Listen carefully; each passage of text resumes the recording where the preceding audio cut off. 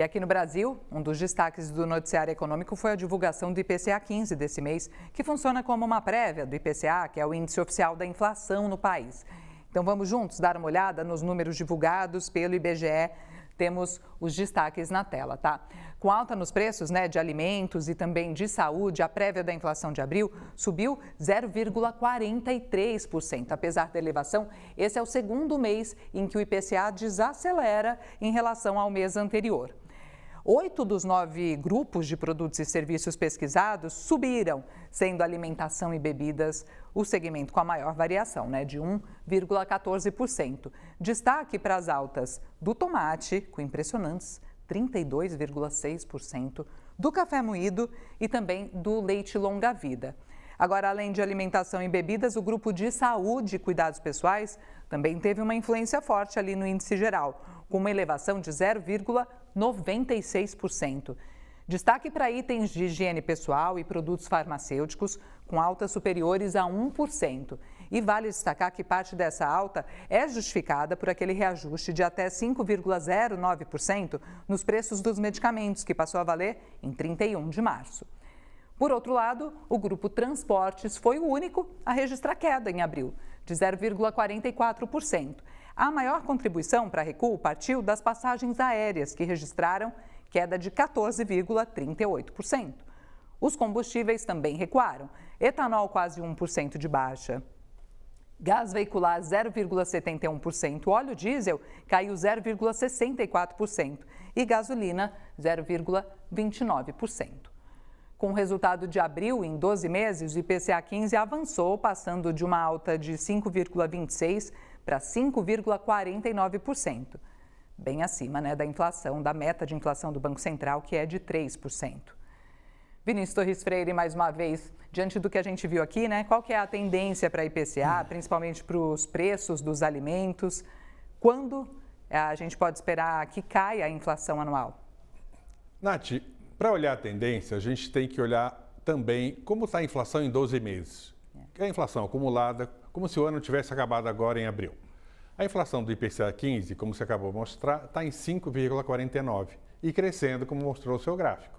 E é o maior nível desde o início do governo Lula. Preço dos alimentos está em 8%, é o segundo maior nível do governo Lula. E é o descontado de dezembro, é o maior desde o início do governo Lula. Então, o que a gente está vendo? Quando a inflação em 12 meses está subindo, quer dizer que a inflação desse mês foi maior do que a inflação do ano passado, mesmo que tenha caído em relação ao mês passado.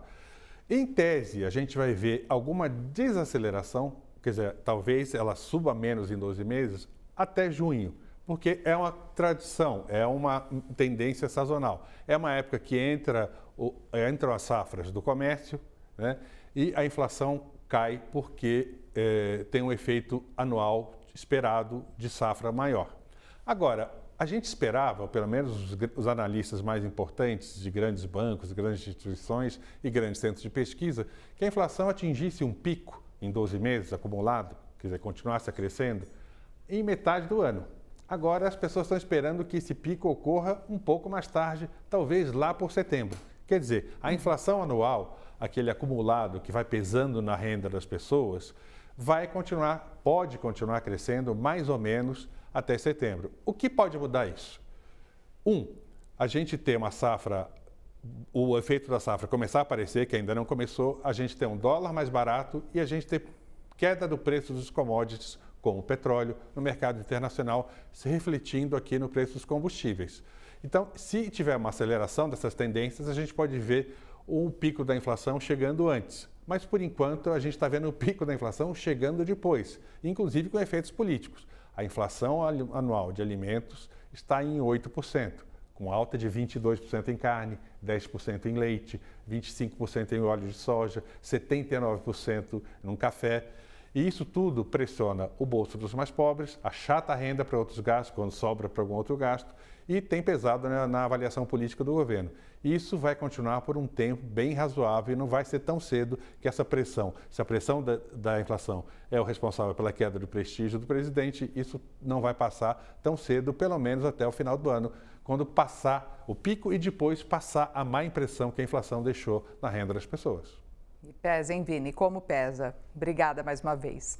Falando agora sobre o mercado financeiro nacional, ele conseguiu encerrar a semana com a bolsa no campo positivo e o dólar em ligeira queda. Os números já estão na tela para você acompanhar comigo. Ibovespa B3, pequena alta de 0,12% aos 134.739 pontos.